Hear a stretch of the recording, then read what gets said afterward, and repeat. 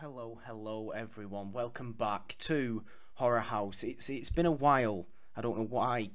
I don't know quite why it's been so long, but new things have been happening. I'll blame that. Yes, today Horror House is returning with a fantastic topic, and joining me is a fantastic new guest. Frequent caller into Odd Shaped Panel. You know we love that show on Horror House. He is, yes, you know him, you love him. It's Eric Monroe. Hey, so happy to be here, my friend, talking about something I love, horror.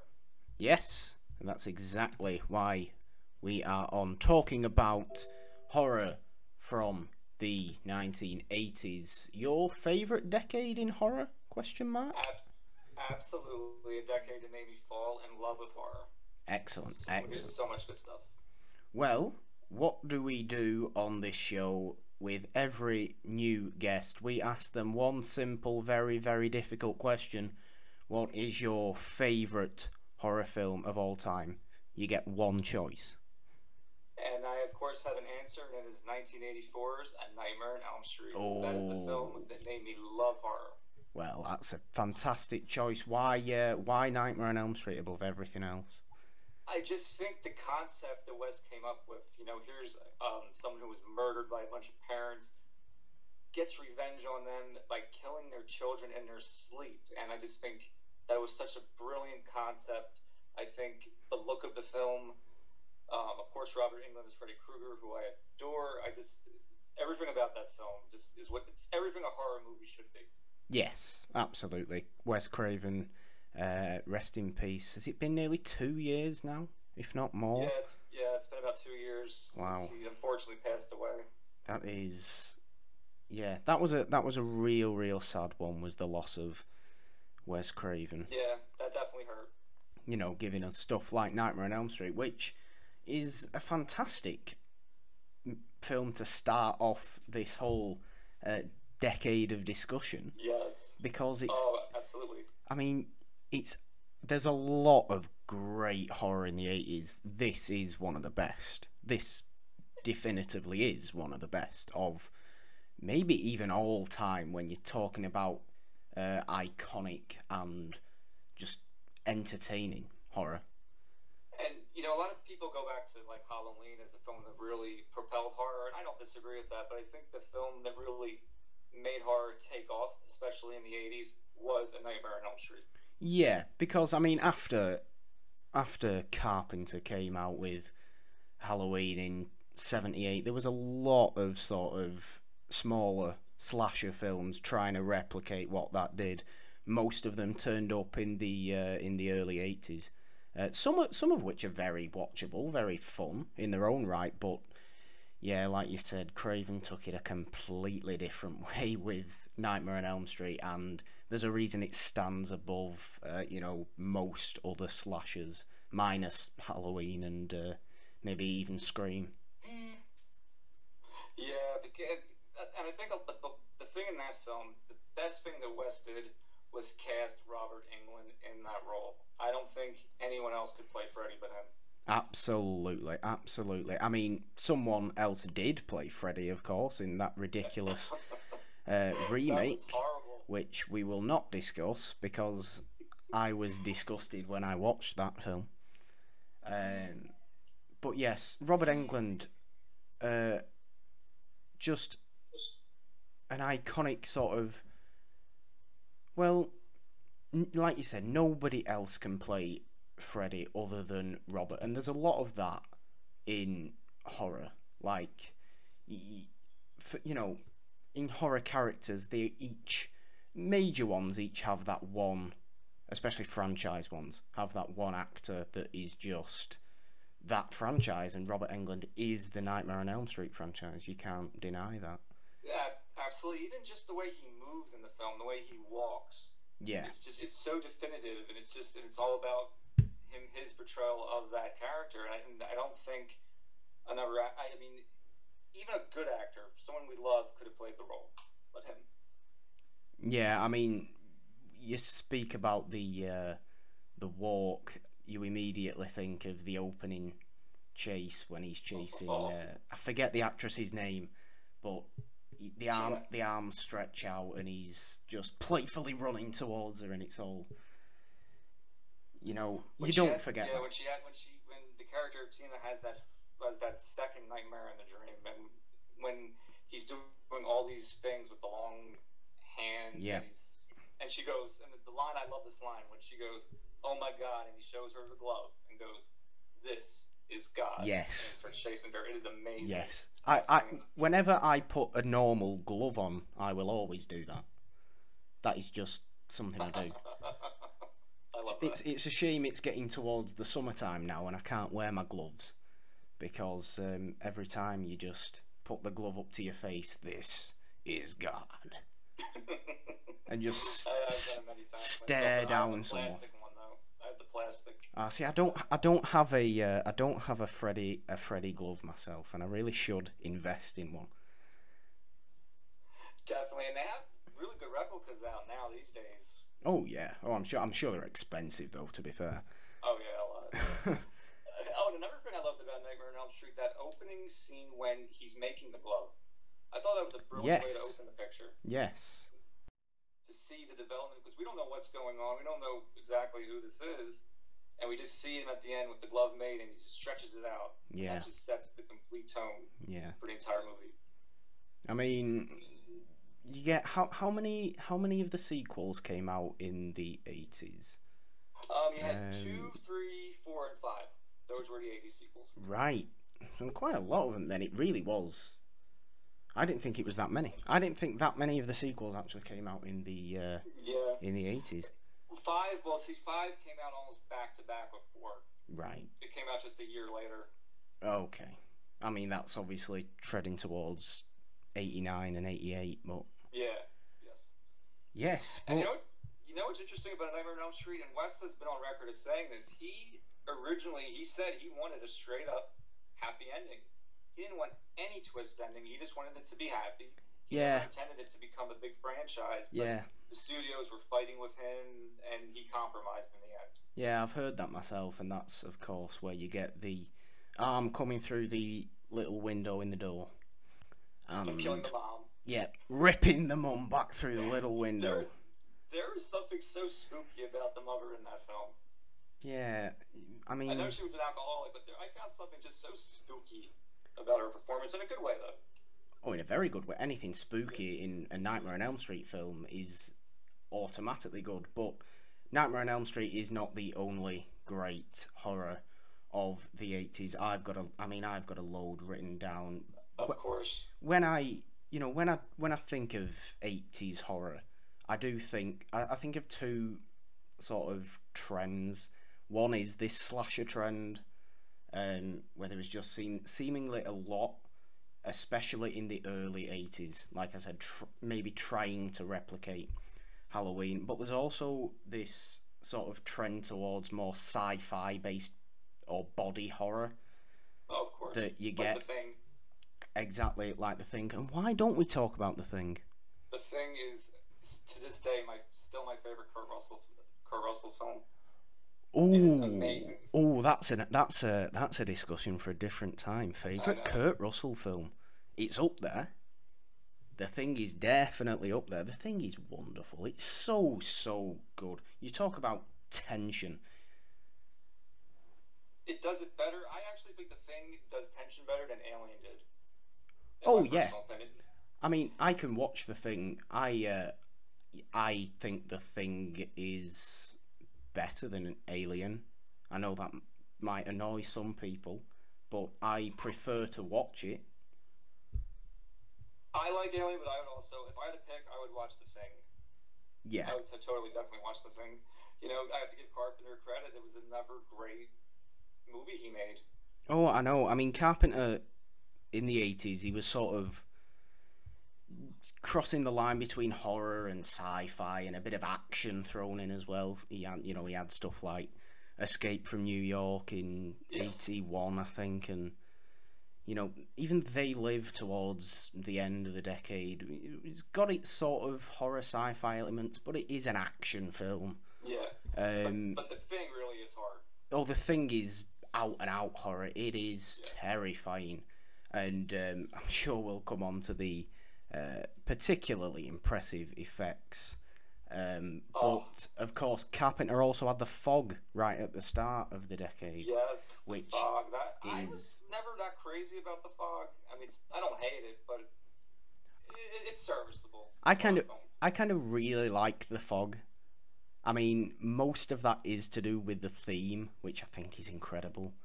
The theme is great. Carpenter knows how to put his themes to these films. The Fog's theme, for me, rivals Halloween's theme.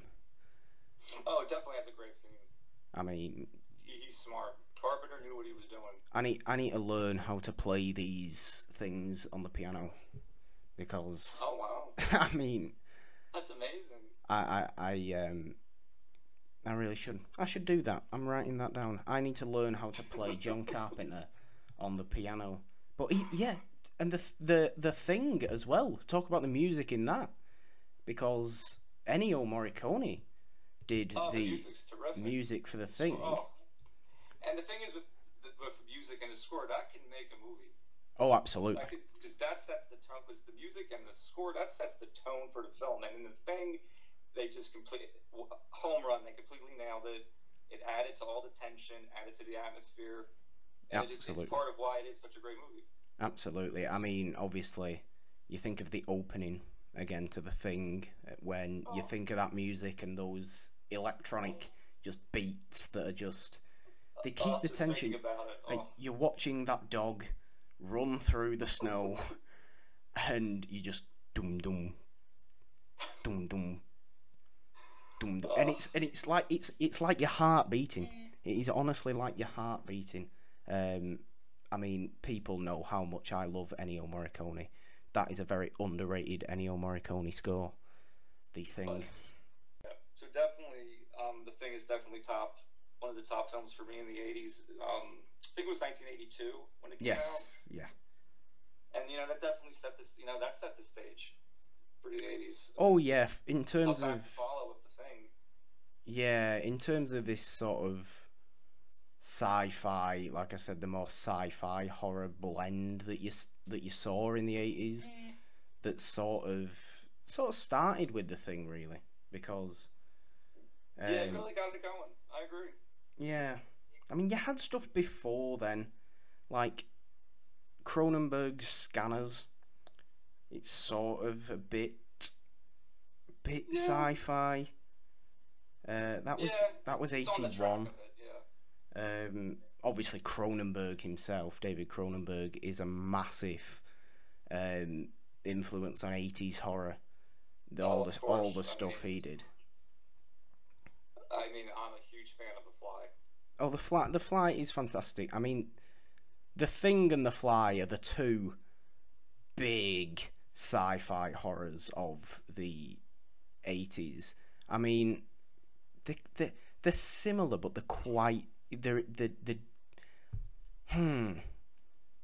they're sort of similar, but they're so different. This is making very little sense.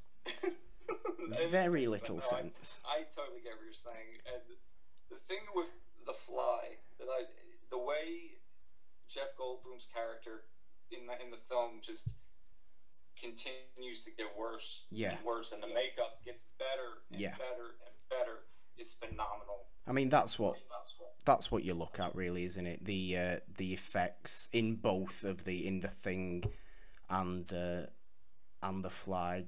The increasing quality of effects and special effects technology in the 80s was such a big step up that it gave way to these creative geniuses who would just find the most disgusting looking concepts and realise we can do this now, and that is exactly what they did. Absolutely, and particularly with The Fly, when Brundle, Jeff Goldblum's character, when he's at like the end of his metamorphosis, it looks so incredibly gooey, but in such a wonderfully, in almost a beautiful way. Yeah. The way they do it. I understand exactly what you mean. It is horrific to look at, but you cannot not look at it. You have to look at it. Yeah. Again, the same stands for The Thing. Yes. Because some of the more sort of, well, the one, because The Thing is not an actual creature, it's everything and anything. And that's what makes it so scary. That is what makes it so great. My sort of, I can't work out whether my favourite version of The Thing is the one with all the sort of tentacle things that flap about a lot. I think that's my favorite. Or when it turns into the spider and just goes scuttles. Oh. And Keith David, you of course get the immortal line, "You gotta be effing kidding." I love that. I have that on a t-shirt, and it's one of my favourite t-shirts. Oh, that's awesome. I love that line. It's like we were talking about with Elm Street, with This Is God. So many of these films have these lines. They're just so iconic. Yeah, they really do. I mean, even The Fly as well, with, be afraid, be very afraid.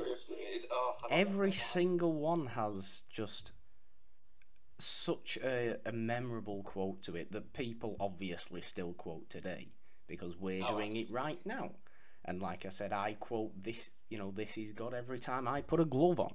So, yes. I mean, sticking with The Thing just for a little longer, I do want to talk about perhaps the greatest scene in 80s horror, which is the blood test.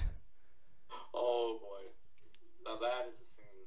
Which is the most intense, perhaps I've ever felt watching a horror. Like, my style, my sort of favourite horrors tend to be older. While I don't necessarily think they're the best, favourite and best are different things. 30s horror and Vincent Price and all that. It's just so entertaining because it doesn't really make me feel uneasy. Oh yeah, I totally hear you saying, and I love Vincent Price's stuff and all those older horror films as well. I mean, I'm totally there with you with that. But that scene in The Thing that you were talking about, it is masterful. It is. I mean, it does have my heart beating out of my chest every single time. And that's exactly what I was going to say. It's one of those scenes that you can watch 1,000 times. Oh God, yeah. Same feeling every single time, and that's a testament to how great that film is. Exactly. And when you've watched it, enough times that we have, you know exactly who is, the Thing now. Yes, and it's funny, when you watch a film like that with someone who's never seen it, oh yeah, I find it to be so enjoyable. Like, if I'm meeting someone who's never seen The Thing, and when they're seeing those scenes, I find their reactions to be incredible. Yes, you have to. If you're watching The Thing with another person or a small group of people, during the blood test scene, don't even watch the blood test scene. Watch the other people in the room. Yes, because you've seen the blood test scene. You've seen that scene 70,000 times. These people are seeing this for the first time, and like with me, you can see their hearts coming out of their chest and back in. Yes. Because it is that intense. That would be a film I would love to see re-released in the theater. I would totally. Oh yes. Because I saw, not to go to a different path, but when The Exorcist was released in a limited theatrical release, I think it was 1998 or something like that. The version you've never seen, I went and saw it in the theater. Right. And it was a fantastic experience. Oh, I can imagine, definitely. I mean, maybe third chance I give The Exorcist will be in some sort of cinematic re-release. I love The Omen too. I know that's a big debate. Like, I do love The Omen. That is HorrorHouse's big debate. That is just the central theme of every single episode. It is always brought back to The Exorcist versus The Omen. I love both films, but I understand why you like The Omen better. I get it. It's not like, oh, what's he talking about? I get it. Some people are like, oh, what's he talking about? No, but I get it. Not you. You're the nice one.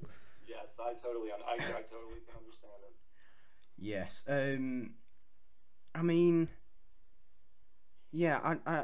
I want to maybe go into a bit more of this sort of blood test scene, because you know when I watch it, I sort of have this weird, because I studied film in college I took a film class, so I tend to think about things that people don't necessarily think about, and you know it can come off as a bit snobbish, but I really try not to do that. But the reason I sort of really love horror is because it has so much sort of social mirroring, like, context to it. You know, it reflects the society of the time. The best horror reflects and plays on the society of the time. I totally agree with that. And I think The Thing as a whole film, and because it is centered, basically the sort of major theme in The Thing is trust. Who do I trust? I trust no one, because anyone could be evil.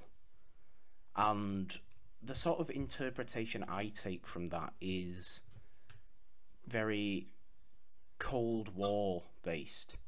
Yes, because there was so much paranoia exactly during that time. Yes, and obviously in the early 80s the Cold War was still, you know, going on. No one, you know, speaking in general terms, society, quote unquote, didn't know who to trust. Paranoia, and that is exactly what The Thing does, and I think that's why The Thing sticks out above your average, everyday, entertaining slasher film, which, while perfectly entertaining, and I totally agree, because it speaks to that time period. It totally speaks to that time period. Yeah, it's more. This word may come off again a bit odd, but it's sort of more artful, and film at its core is an art form. Yeah, I totally understand. I know what you're saying. Yeah, so especially the blood scene. Especially the blood scene, the blood test scene, and that's why for me, I know very, very many tangents going on here. That is why for me, 70s horror is what I consider not my favourite, but the best, again, quote unquote, decade for horror, because you had Vietnam still going on in the early. What did it finish? 1975. 70s, yeah. And you had obviously a load of religious Christian things going on as well, and like I said, you know, I love the old 30s horror and all that stuff for being entertaining, but I do too. Don't get me wrong, I do too. Yeah, but the sort of new wave of Hollywood after the studio system ended in the late 60s, you know, ushered in this new creative force, and it just so happened that the 70s was a time of sort of quote unquote man as monster, which is a term I like. Really does embody that. Or Halloween, absolutely. That's why that sticks out. A lot of the stuff from the 70s, you think, like you say, you think of Halloween, you think of Texas Chainsaw Massacre. Oh, love that film. You think of Last House on the Left, even Wes Craven's first. Yes, Wes Craven.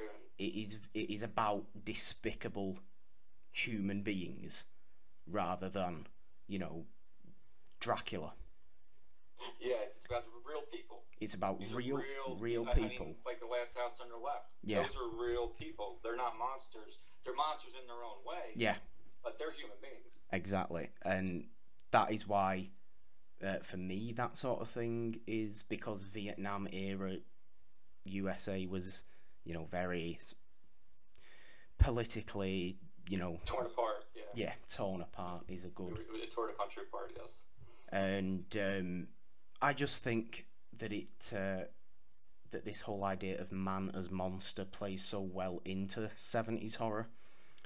And, you know, aside from all the religious horror that came out in the 70s as well, which is a completely different discussion, that's why the 70s for me sticks out as the decade, but the 80s certainly has those things in as well.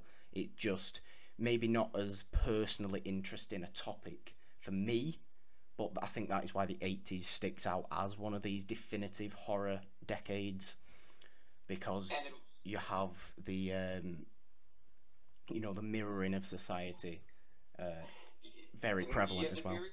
The mirroring of society, and the thing I also loved about the 80s was it's truly where the slasher film, the true slasher film, I feel, was born. Yeah. Because you have like all these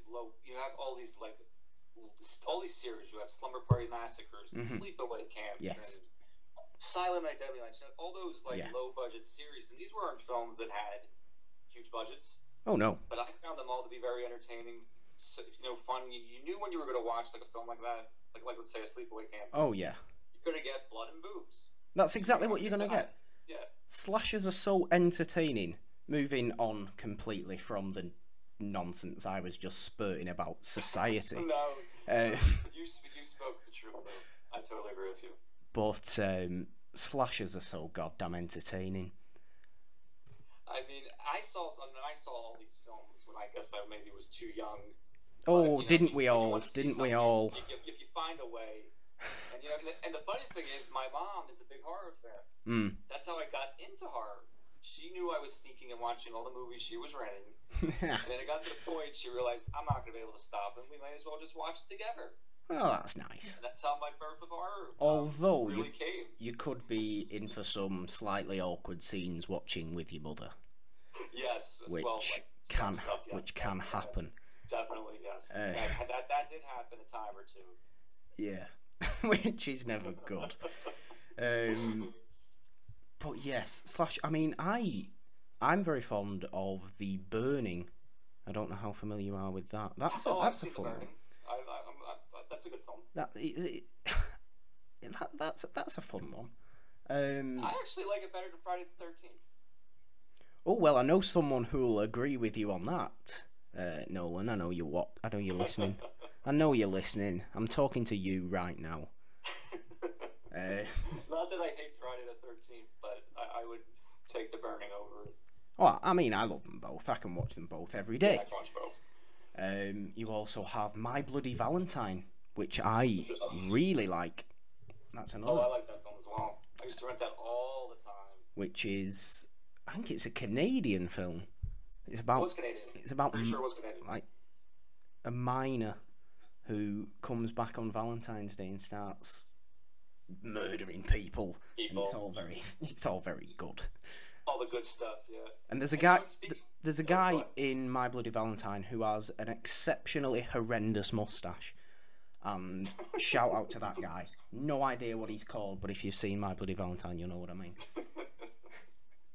Oh, I remember that. Oh my god, you're bringing back the memory. I love it. Another Canadian film, I don't know if you were a fan of, I was a big fan of in the 80s, horror, On the Gate. I've never seen that.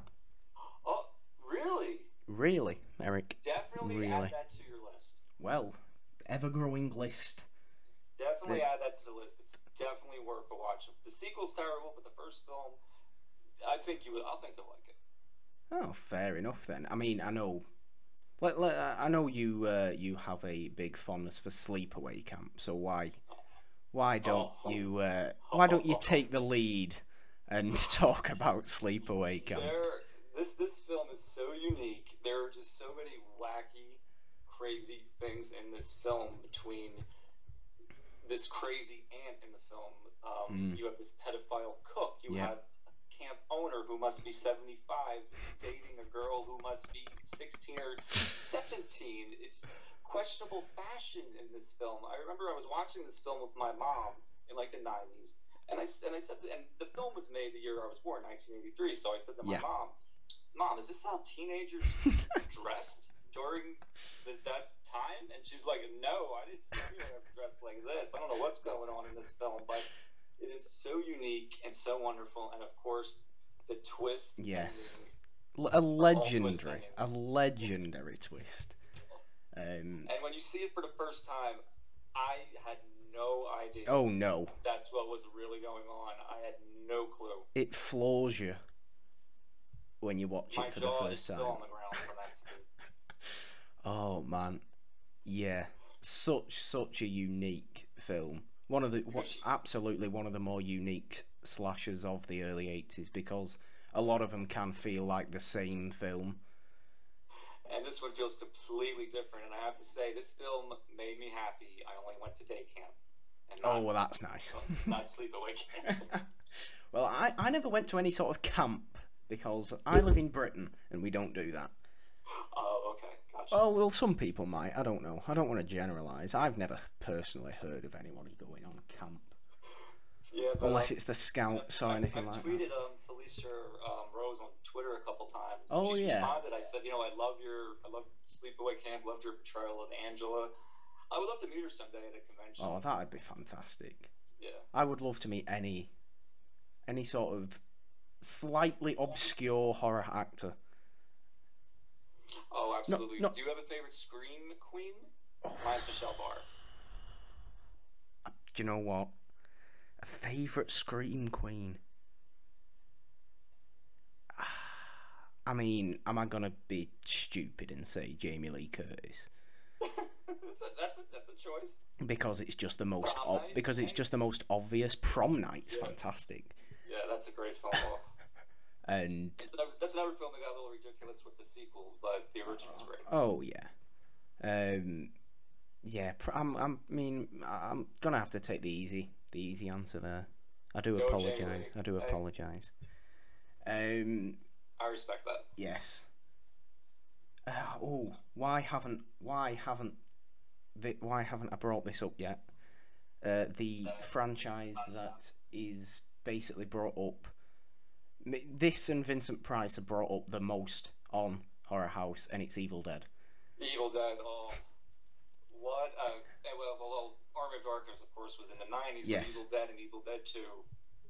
81, and I think 86 was... 87. 87. Oh, both fantastic movies. I absolutely love the original. I love... Oh, yeah. Ash, Bruce Campbell, his portrayal is just spot on. I love everything to do with Evil Dead and Bruce Campbell. The effects, they're simple and they're perfect. It works perfectly. They're so good. They are so good.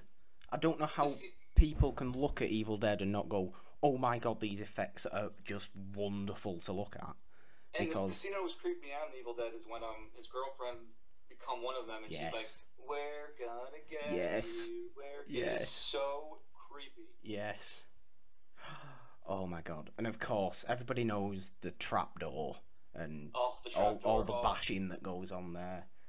And just throughout Evil Dead, the Evil Dead and Evil Dead 2, which, whatever you interpret them as, is Evil Dead 2 just Evil Dead remade, or is it a direct sequel? That's a debate people have. That's a debate. Personally, I just see it as a follow-up. And I'm happy with that, but of course you get, I'll swallow your soul. I love Sweet Henrietta. And Henrietta. Ted Raimi, well done, son. Absolutely. Everything, and the deer head on the wall. Oh my god! Just deer head. It's so wacky. You have him. You have the scene in the first Evil Dead with the tree. Yes. A tree rape scene. I mean, that I've never seen that before in a film until Evil Dead. I mean, there's just so many things about that film. I have no idea what kind of drugs Sam and Ted Raimi were on. To come up with tree rape, you have to be on definitely some crazy drugs. But I mean, jeez. Well done for taking those drugs, Sam. Because I can watch Evil Dead films every single day, like most of these, and they're just so goddamn entertaining. And even aside from Bruce Campbell, who's exceptional, they're so goddamn entertaining. Bruce Campbell just helps elevate. I mean, yeah, every character's great, but it's held together, of course, by Bruce Campbell. But it's just, it's such a product of its time. It is. The feel of the '80s. You can't recapture that. It is so very 80s, and me being born in 1997. If we want to just say that, I do love that show too. So do I. Yeah. You know, me being born in 1997, it's actually my birthday on the day that this episode goes out, so happy birthday to me. Yay, celebration. Happy birthday, Morgan. We love you. I absolutely love you, buddy. I love you too. But yes, me being born in 1997, to, you know, say that this film is so 80s may seem a bit weird.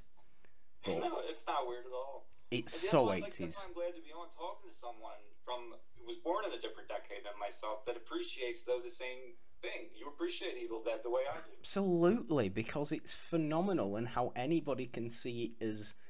I mean, I do not look, and this is why I love old horror. I do not look at horror and think, oh, that's dated. Oh, I don't either. I don't even look... Not even The Exorcist. And you know what I think about The Exorcist? The problem with The Exorcist for me isn't the fact that it may or may not be dated. I just have other problems with it, and we're not going to get into that now.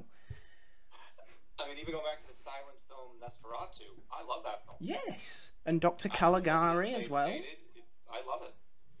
Dr. Caligari's really... I prefer Dr. Caligari, or the Cabinet of Dr. Caligari, to Nosferatu, actually. The twists, speak about twists like Sleepaway Camp, the twist in the Cabinet of Dr. Caligari is incredible. Oh, that was a twist too. Talking about 20s horror now, we've moved on from this nice 80s horror show to 20s. 20s, we're going to every decade. But every decade, you know what's funny though? The truth is you can find something. Oh, absolutely. Absolutely. I mean, you go to the Hitchcock stuff and all that. I mean, every decade has its good share of horror. Apart from the late 2000s. Yes. Which had none. Yes. Which had maybe two good horror. Two number good horror. Oy vey. If that. Oh, yes. Okay. What else have I got written down? I have Hellraiser written down. Oh, and our friend Ashley is a big fan of that series, and I'm a big fan of the first few films of it as well. Absolutely. I still... Sorry, Ashley. Sorry. I still have only seen the first one. I know. Oh, you haven't seen 2, Hellbound? No, I know she hates me. I know she hates me for not having seen them. You, but definitely get on the sequels. The first sequel especially is very good. I know I should. I apologise to everyone. But the first Hellraiser, 1987, is just great. I mean, like you said, it's so original as well. Oh, absolutely. The concept with that, you know, here's a man, Frank, who was taken to hell, comes back from hell and needs blood to get his body back. And the whole dynamic with him and Julia, it's just phenomenal. We talk about body horror as well, like we were before. This is another fantastic example of body horror. It absolutely is. And that first scene when we first see Frank, in his blood form, the makeup job is phenomenal. It really is. You know, credit. Who did the makeup on that? Do we know? Do we have it on? No, I can't think of the name either. Yes, absolutely.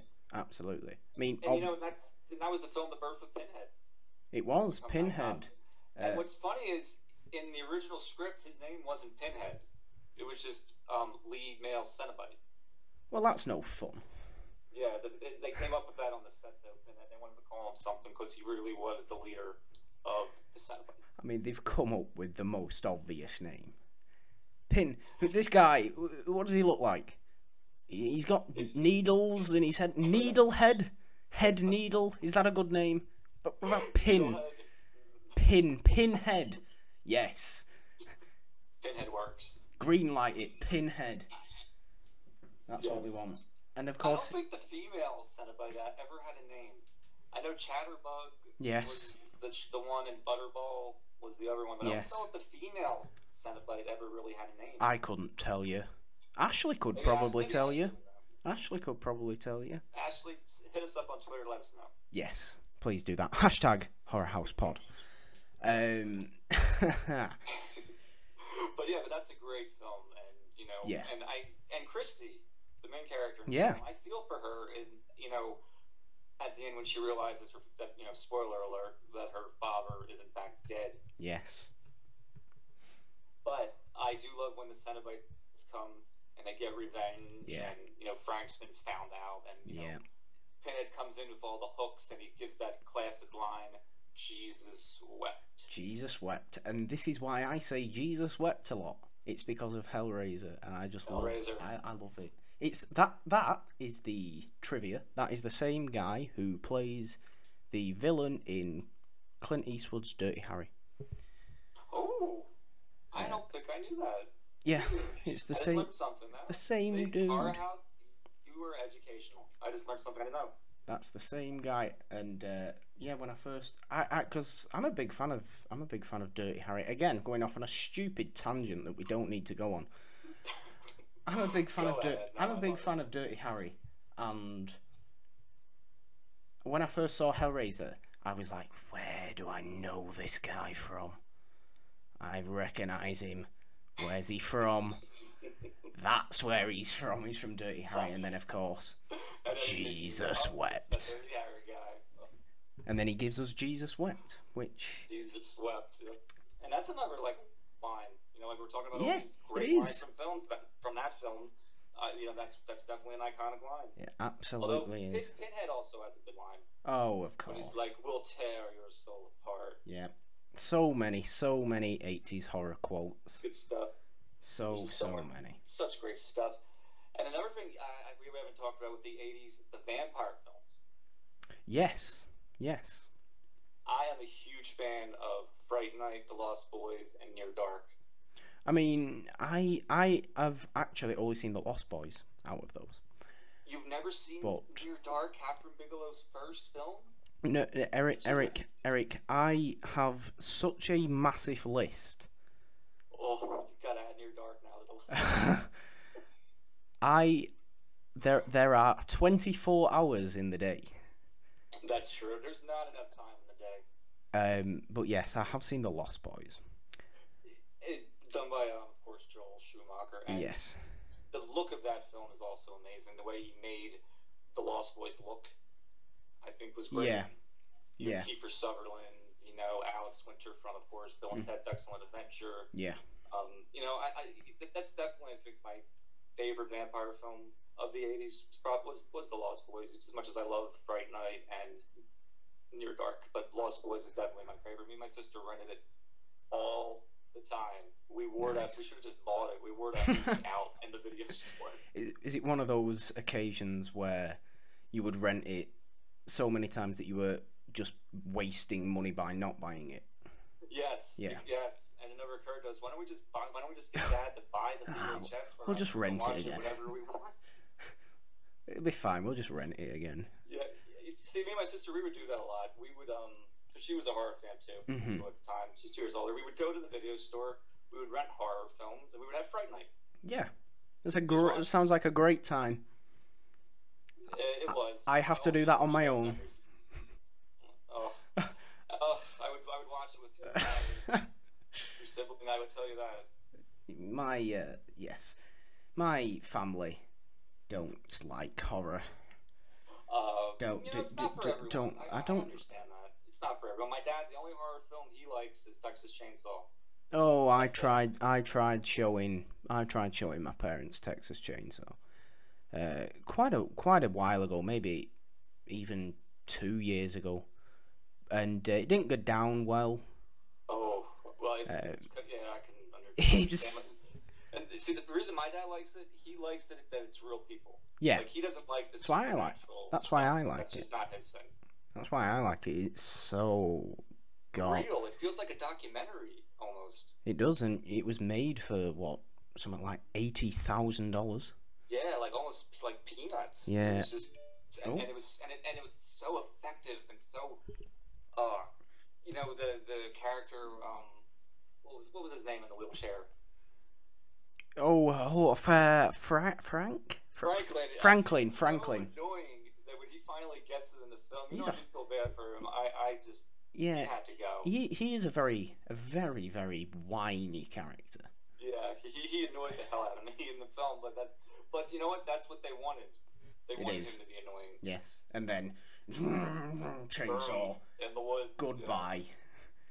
And speaking of Texas Chainsaw, have you seen the sequel? I have not seen the sequel. I have no intention of seeing the sequel. It's not good. I don't doubt that. That's one sequel I cannot recommend to you.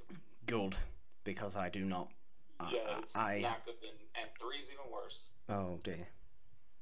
Oh no. I've seen it all, my friend. Let's just stick with good stuff. Texas Chainsaw 1974, and that's it. That's all we want. Film I would love to see on the big screen. Oh my god, I would love that. I would go in a second to see that. There are so many that should just. I am going to purchase. Forget the remakes. Just put them on the big screen. No, we don't need that. I'm going to purchase a big wall somewhere, and just have a cinema size screen, like projector, and just show them all, just for me and select few other people. Oh, and that sounds amazing. Sounds so amazing. I gotta tell you. Oh. Yeah, that needs to happen. Absolutely. Add that to the dreams and goals list.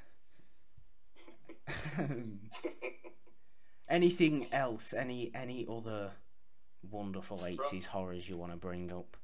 From trying to think of the 80s, there's just so. Oh, of course, the Stephen King films. Of course. Huge Creepshow fan. Of course. Our friend Kimber is also a big fan of that film. I adore that film so much. Yeah, I love every story. You know, seeing Leslie Nielsen. I mean, you've seen it, right? Yes. Seeing Leslie Nielsen play a villain. Yeah. Great. I mean, that's great. It's a very fun I think one. Stephen King, in his own story, The Lonesome Death of Jory Verrill, I think he does a phenomenal job. I feel bad for him in that story. Yeah. He's just you know, he's just this guy who just, you know, wants to just make a buck, touches this meteor, and he turns it to a plant. It never goes well, does it? No. It never goes well. I mean, you know, you get excited, you see something come from the sky, your eyes light up. Yeah. You just have to touch it, but you know it's not going to end well. I want to touch it. and the first story, of course, Father's Day. Yes. Like just that's the only film I've ever seen Ed Harris with a full set of hair. Yeah, he's a very bald man. That is the only film, and in Father's Day. That is the most unsettling thing about it. Yes, absolutely. Ed Harris's full head of hair. Full head of hair, because you're not going to see. I've never seen it in a film since. No, and you never will. You never will. And in that story, when the father's just showing the flashbacks, and he just wants the cake, I'm like, just give this guy a cake. He just wants the cake. Give him the cake. Yeah. I mean, as far as anthologies go, it's definitely up there. Yeah, definitely. And I think the sequel was pretty good. I like The Raft. Didn't see the sequel. Oh, is that another one? There's 3 stories in the sequel, and 2 are pretty good. Okay. That's what I'll say. Okay. But the first one definitely stands on its own. I mean, you know, of course, the crate.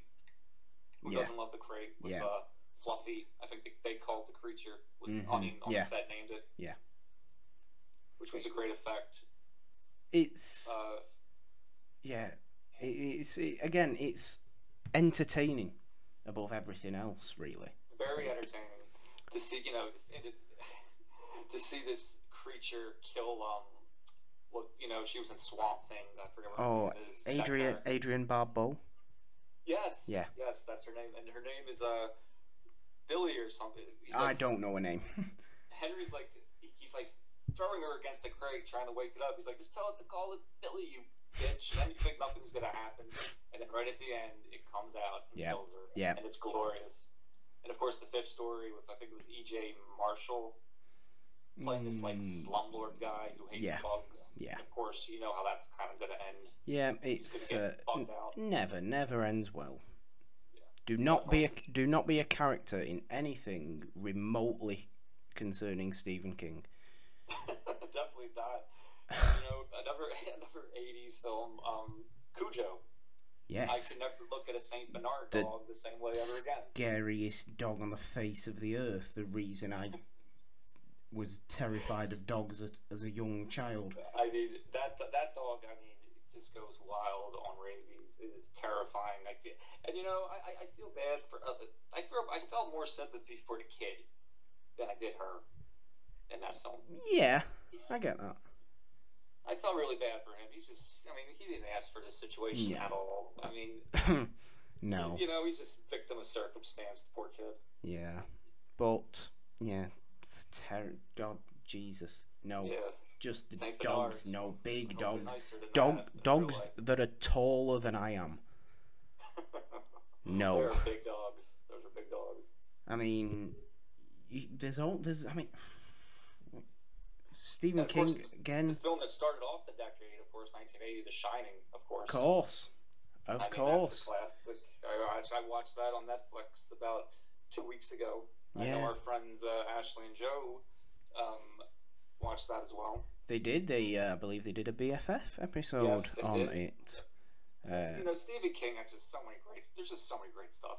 He did. I don't know why I didn't write The Shining down. Maybe because I don't immediately think of it as an 80s, although it's obvious. I obviously know it's from 1980. That it kind of started the decade off. But But that's another great film. Like I said, Creepshow, Cujo.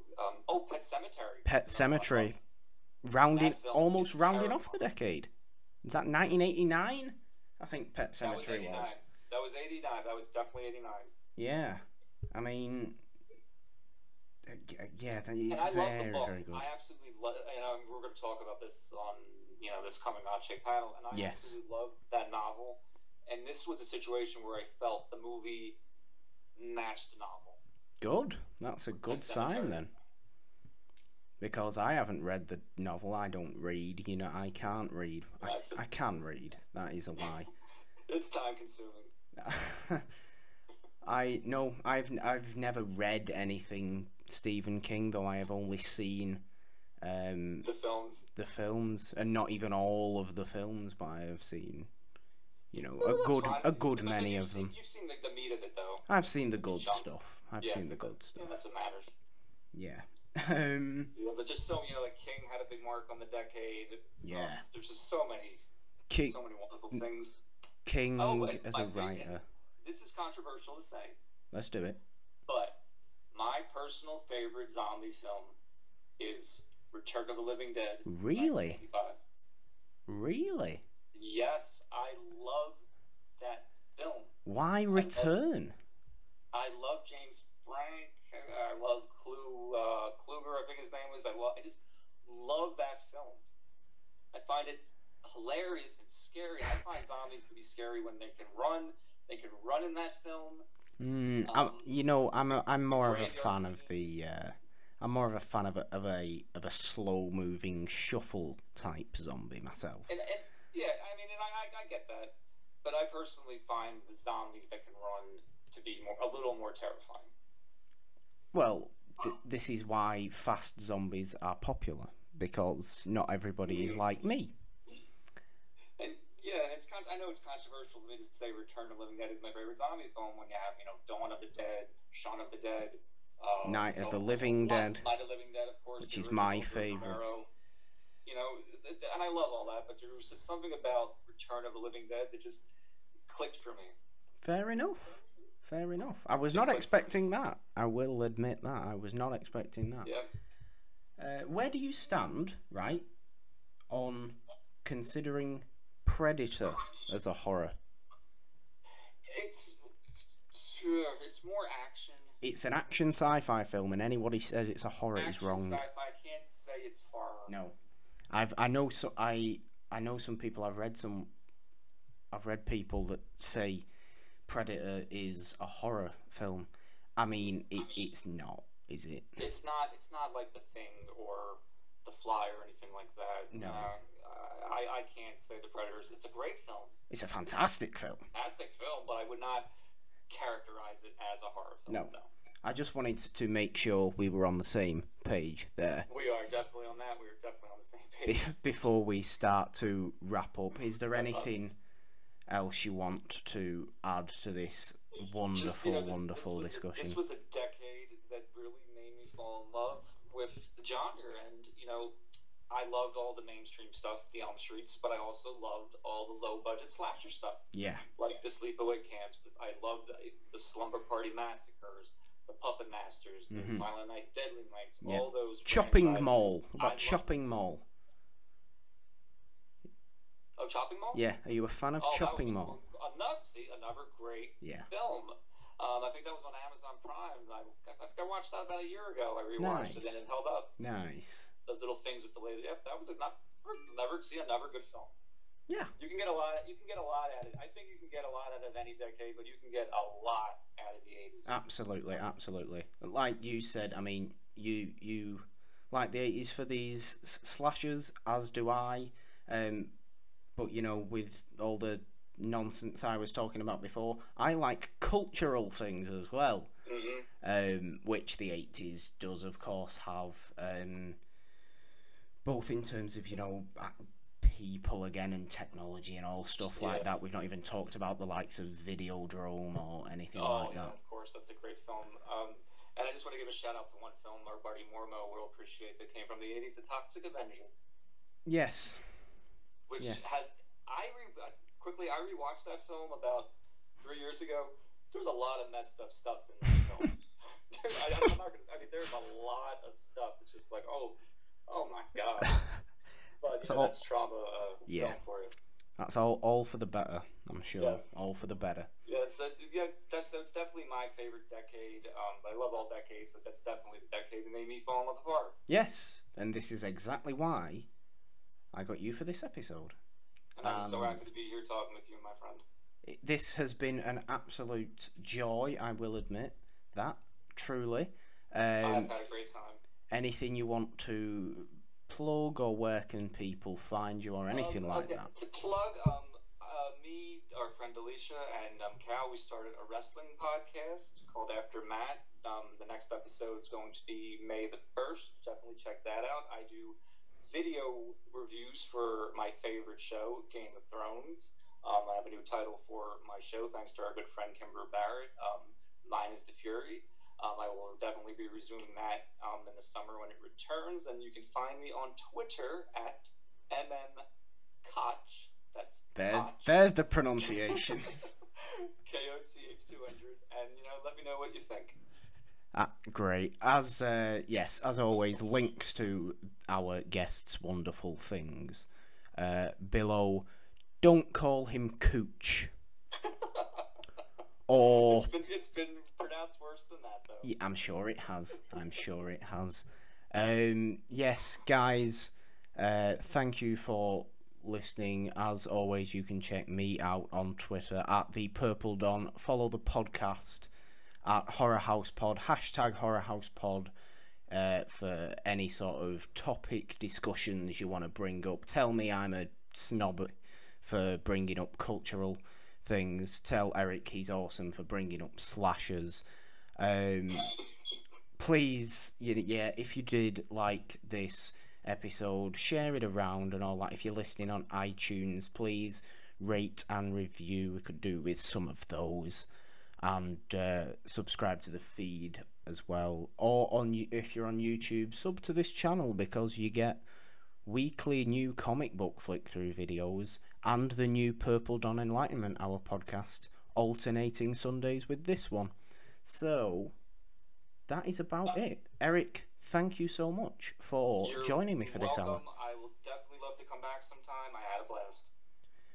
I would love to have you back, you know that. Guys, as always, thank you very much for listening, and until next time, goodbye. Bye.